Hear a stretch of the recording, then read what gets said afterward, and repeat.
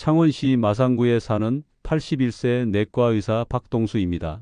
저는 50년 넘게 진료실에서 수많은 어르신들의 건강을 지켜봤고 제 아내와 가족, 이웃 어르신들의 마지막 순간도 곁에서 함께한 경험이 있습니다.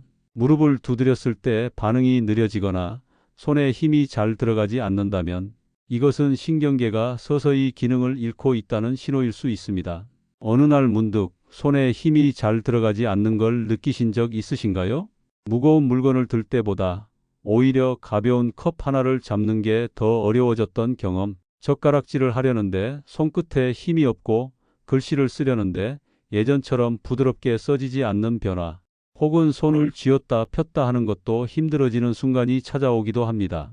그리고 무릎을 툭 쳤을 때 예전처럼 다리가 반사적으로 튕기지 않고 반응이 느려졌다고 느끼셨다면 이것은 단순한 노화가 아니라 신경계가 보내는 경고일 수 있습니다. 신경 기능이 저하되면 몸의 움직임이 둔해지고 특히 노년기에는 작은 낙상 하나가 큰 부상으로 이어질 수 있습니다. 손에 힘이 풀리고 다리 반사가 느려지는 것을 그저 나이 탓이라 여기고 넘기면 안 됩니다. 이 신호는 뇌에서 내리는 명령이 손과 발에 제대로 전달되지 않는다는 의미입니다. 이대로 방치하면 넘어지는 일이 잦아지고 결국 걷는 것조차 힘들어질 수 있습니다. 균형 감각이 저하되고 심한 경우 일상생활조차 어려워질 수 있습니다. 실제로 저희 진료실에 오시는 77세 김정임 어르신은 최근 젓가락질하다가 힘이 빠져 음식을 쏟는 일이 잦아졌다고 하셨습니다. 또 84세 이명순 어르신은 바지를 입으려다 중심을 못 잡고 넘어질 뻔한 적이 많아졌다고 하셨죠. 이런 신호를 감지했다면 지금부터라도 작은 습관을 실천해야 합니다. 방법은 어렵지 않습니다. 가장 중요한 것은 몸을 계속 움직이는 것입니다. 손가락을 쥐었다 폈다 하는 간단한 동작도 신경 자극에 큰 도움이 됩니다. 작은 움직임이라도 꾸준히 반복하면 신경이 활발하게 반응합니다. 균형 감각을 유지하는 것도 매우 중요합니다. 나이가 들수록 몸이 균형을 잡는 능력이 자연스럽게 떨어지기 때문에 한 발로 서 있는 연습이나 천천히 걸으면서 몸의 중심을 잡는 연습을 해보세요. 전문적인 도움을 받는 것도 좋은 방법입니다. 신경 기능이 계속 저하되고 있다면 물리치료나 전문가의 도움을 받는 것이 효과적입니다. 음식도 신경 건강에 큰 영향을 줍니다. 비타민, B군이 풍부한 견과류, 달걀, 생선 등을 섭취하면 신경 기능을 유지하는 데 도움이 됩니다. 균형 잡힌 식사는 몸의 작은 변화까지 지켜주는 중요한 요소입니다. 이런 작은 노력들이 쌓이면 신경 기능 저하를 늦추고 넘어질 위험을 줄일 수 있습니다. 몸이 보내는 신호를 놓치지 마세요. 미리 예방하고 관리하면 건강한 삶을 더 오래 유지할 수 있습니다. 이제 마지막으로 절대 놓쳐서는 안 되는 중요한 신호가 있습니다. 바로 숨이 가빠지고 손발이 차가워지는 변화입니다. 이것은 심장과 혈액순환이 원활하지 않다는 경고일 수 있습니다. 실제로 79세 최석훈 어르신은 계단을 오를 때마다 숨이 찬다고 하셨습니다. 가족들은 운동 부족이라며 크게 신경 쓰지 않았지만 2달 후 최 어르신은 갑자기 쓰러져 병원에 실려오셨고 심장 기능이 이미 많이 약해진 상태였습니다. 그제야 가족들은 깨달았습니다. 몸이 보내는 신호를 미처 알아채지 못했다는 사실을. 숨이 차다는 것은 몸이 충분한 산소를 공급받지 못하고 있다는 뜻입니다.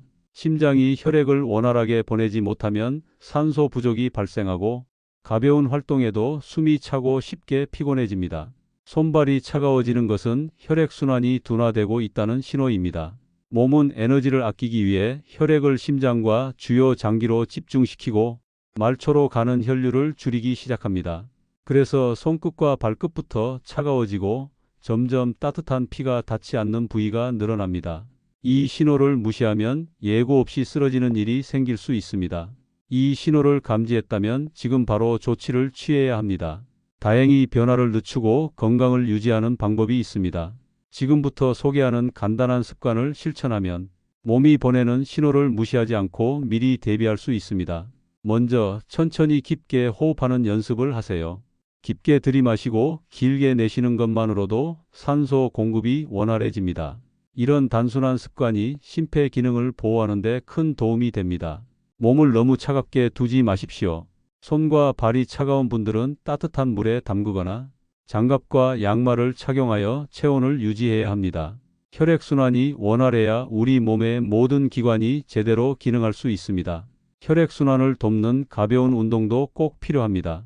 특히 발끝을 자극하는 발바닥 마사지나 손을 펴고 쥐는 동작이 효과적입니다. 신체 활동을 늘리면 혈액순환이 개선되면서 손발이 따뜻해지고 숨이 차는 증상도 줄어듭니다. 숨이 가빠지는 현상이 반복된다면 반드시 병원을 방문하셔야 합니다. 호흡과 혈액순환 문제는 단순한 노화가 아닐 수 있습니다. 심장과 혈관에 이상이 있는 경우 빠른 진단과 치료가 필요합니다. 작은 습관이 큰 변화를 만듭니다. 몸이 보내는 신호를 무시하지 마십시오. 숨이 가빠지고 손발이 차가워지는 것은 몸이 더 이상 예전처럼 활발히 기능하지 못하고 있다는 신호입니다. 그러나 이 신호를 알아차리고 대처하면 건강한 상태를 더 오래 유지할 수 있습니다. 이제까지 우리 몸이 보내는 5가지 중요한 신호를 살펴봤습니다. 다시 한번 정리해 드리자면, 첫째, 의욕 저하와 무기력함. 둘째, 식욕 감소와 삼킴 곤란. 셋째, 소변과 대변의 변화. 넷째, 반사신경 둔화. 다섯째, 호흡 변화와 혈액순환 저하. 이 신호들은 단순한 노화 현상이 아닙니다. 몸이 스스로 마지막 준비를 시작하는 과정입니다. 하지만 우리는 아직 할 수 있는 일이 많습니다. 나는 괜찮겠지. 이건 그냥 피곤한 거야. 다들 나이 들면 그렇다더라. 이렇게 생각하고 넘겨서는 절대 안 됩니다. 이 신호를 미리 알고 대처하는 사람과 모르고 그냥 지나치는 사람의 차이는 하늘과 땅 차이입니다. 절대 놓쳐서는 안 되는 노년의 변화와 그 대처법에 대해 말씀드리고자 합니다. 먼저 바른 자세에 대해 다시 한번 강조하고 싶습니다. 가슴을 활짝 펴고 배에 힘을 주어 살짝 긴장감을 유지하면 자신감과 의욕이 살아납니다. 잠깐 운동하고 하루 종일 구부정하게 지내기보다는 매 순간 바른 자세를 의식하며 건강하고 활기차게 하루를 보내는 것이 진정한 자기 관리입니다. 이제 5번째 핵심, 남과 비교하지 않는 삶에 대해 이야기하겠습니다. 다른 사람과의 비교는 불행으로 가는 지름길입니다. 특히 50대, 60대가 되어 퇴직을 앞두고 있거나 이미 은퇴한 분들은 자신의 삶을 이웃이나 친인척, 친구들과 비교하며 불필요한 열등감이나 허탈감을 느끼는 경우가 많습니다. 좋은 차, 큰 집, 넉넉한 연금, 이런 것들에 마음이 흔들려 자신의 삶에 만족하지 못하고 모임이나 친구 만남도 줄이게 되며 결국 외로움이 깊어집니다. 예를 들어 저희 환자 중 78세 이영자 어르신은 남들은 큰 평수의 아파트를 샀는데 나는 뭘 했나? 누구는 죽을 때까지 몇백만 원의 연금이 나온다는데 나는 왜 그런 직업을 갖지 못했나라며 스스로를 자책하셨습니다. 이런 생각은 자신을 무능하게 만들고 사회와 제도에 대한 불만만 키우게 됩니다. 더 나쁜 것은 일을 만회하려고 무리한 투자나 사업에 뛰어드는 것입니다. 하지만 50대 이후는 인생의 결실을 거두는 시기입니다. 젊은 시절처럼 실패해도 만회할 시간이 충분하지 않다는 점, 체력도 예전 같지 않다는 점을 꼭 기억해야 합니다. 돈이든 건강이든 지킬 수 있는 범위 내에서 도전과 모험의 폭을 조절하는 것이 현명합니다. 무엇보다 남과 비교하지 않고 지금 내 삶에 감사하는 마음을 갖는 것이 진정한 지혜입니다. 수십억, 수백억을 가진 재벌들도 더 큰 세상의 조단위 재벌 앞에서는 초라해질 수밖에 없는 것이 비교라는 사실을 잊지 마세요. 6번째 핵심, 낭비하지 않고 저축하는 습관입니다. 은퇴 후 경제적 어려움을 겪지 않으려면 지금부터라도 저축을 생활화해야 합니다. 젊어서 노후 준비를 해놓지 않으면 비참한 노후를 맞이하는 것은 시간 문제입니다. 직장 생활을 할 때는 고정 수입이 있지만 은퇴 후에는 수입이 줄거나 없어집니다. 하지만 지출은 줄지 않고 오히려 늘어나는 경우가 많습니다. 자녀 결혼, 병원비, 각종 생활비가 계속 들어가죠. 퇴직 후에는 모아둔 자산이나 예금을 생활비로 써야 하는데 집을 담보로 주택연금을 받는 것도 한 방법입니다. 문제는 자산이 점점 줄어들면서 불안해지고 자식에게 집이라도 남겨야 한다는 미련 때문에 주택연금 가입을 망설이는 경우가 많다는 점입니다. 하지만 재산을 모두 사용하고 빈털터리가 되기로 마음먹는다면 살아있는 동안 적절한 재산을 누릴 수 있습니다. 자산을 남겨주고 물려주는 것보다 남은 노후의 삶을 행복하게 보내기 위해 어떻게 활용할지 고민하는 것이 더 중요합니다. 몇 살까지 살지 모르는데 죽기 전에 재산을 다 써버리면 어쩌나 걱정하실 수도 있습니다. 하지만 이것은 낭비가 아니라 최대한 잘 활용하는 방법을 고민하는 것입니다.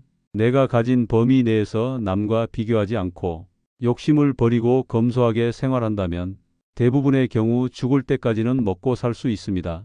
가장 훌륭한 노후 준비는 평생 일하는 것이라는 말도 있습니다. 가능하다면 몸을 무리하지 않는 선에서 퇴직 후에도 계속 일자리를 가지는 것도 좋은 방법입니다. 소득이 많지 않아도 일하는 즐거움과 활력을 얻을 수 있고 고립감을 해소할 수 있습니다. 소일거리라도 갖는다는 것은 노후에도 자기 존재 가치를 확인한다는 의미입니다. 일곱 번째 핵심, 인생의 80%는 잊어버려도 괜찮다는 사실을 기억하세요.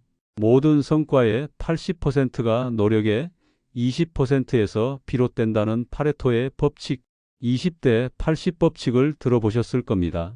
개미의 20%가 전체 식량의 80%를 책임진다는 이야기와도 일맥상통합니다. 모든 개미가 똑같이 일하지 않고 부지런히 일하던 개미가 지치면 그제서야 다른 개미가 일하기 시작합니다. 인생도 마찬가지입니다. 나를 나답게 만드는 무언가는 20% 안에 담겨 있습니다. 이 20%만 잘 붙잡으면 인생의 80%는 잊어버려도 큰 문제가 없습니다. 화려한 레스토랑, 값비싼 외제차, 남부럽지 않은 집, 이런 것들은 그저 잊어도 괜찮은 80%에 속합니다. 반면 가족과 함께 밥 한 끼를 먹는 시간, 내 두 발로 내가 좋아하는 곳에 갈 수 있는 체력, 좋아하는 음악을 듣고 책을 읽을 수 있는 공간이 있다면 나머지는 아무래도 상관없습니다. 이 20대 80 법칙을 일과 인생에 적용해 보면 우리의 삶은 크게 달라집니다. 60세 이후에는 정말 중요한 것들에 집중하는 시간이 되어야 합니다.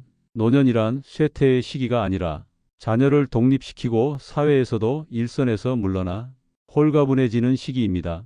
그동안 쌓아온 경험은 세상의 정답에 얽매이지 않고 나만의 해답을 찾을 수 있는 여유를 선사합니다.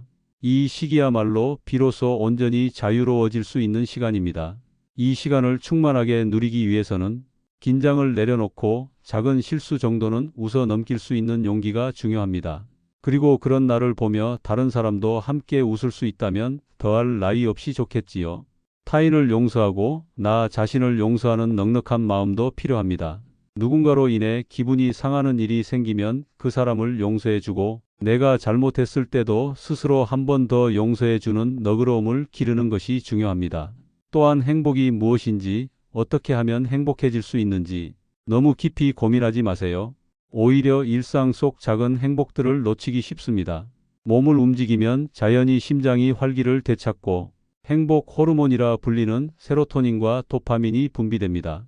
이렇게 간단한 운동만으로도 행복감을 쌓아갈 수 있습니다. 만족스러운 노년을 준비하는 방법은 이처럼 단순합니다.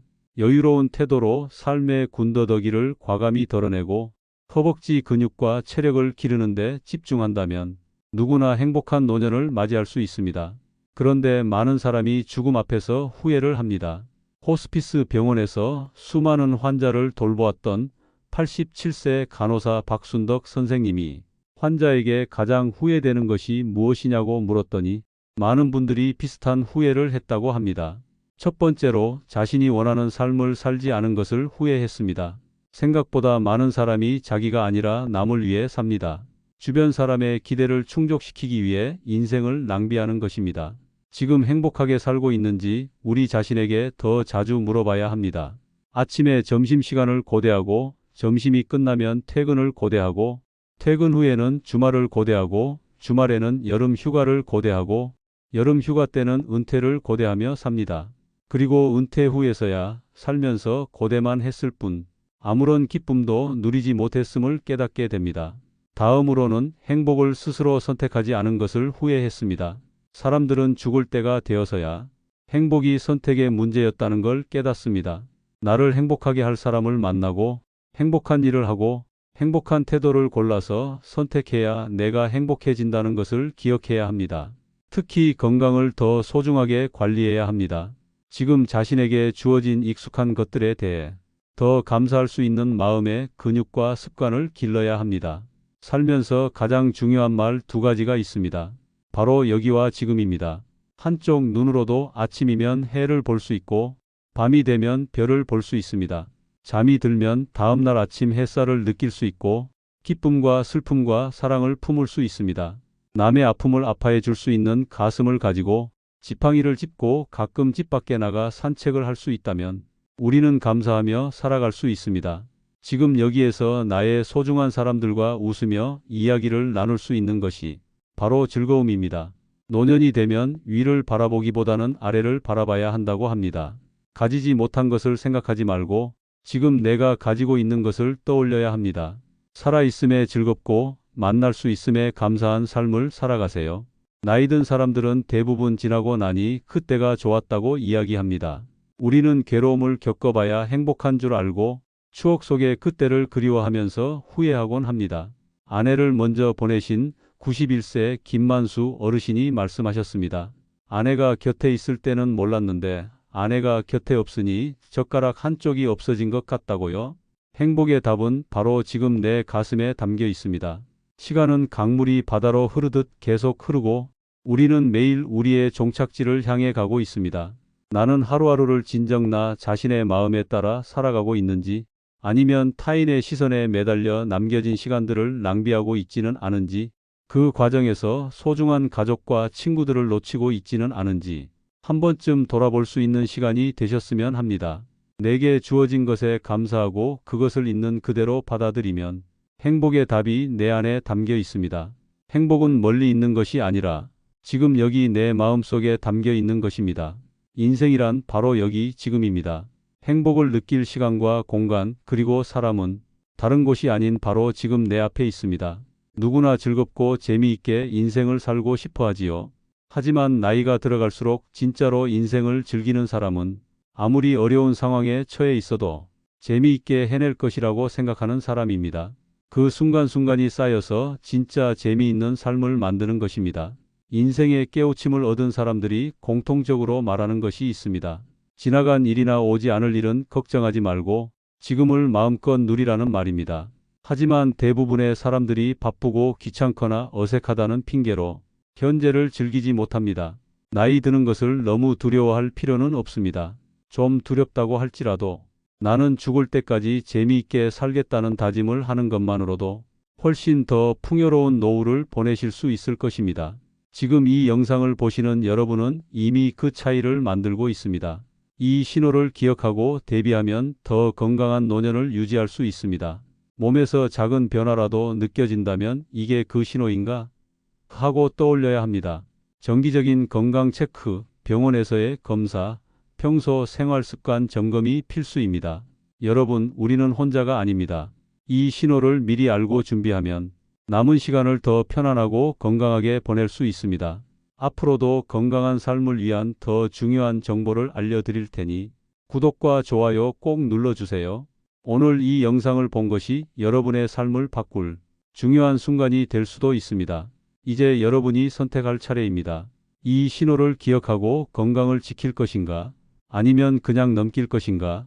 결정은 여러분의 몫입니다. 하지만 저는 확신합니다. 이 영상을 끝까지 보신 여러분은 이미 더 나은 선택을 하실 거라는 걸요. 오늘도 건강하고 행복하세요. 감사합니다.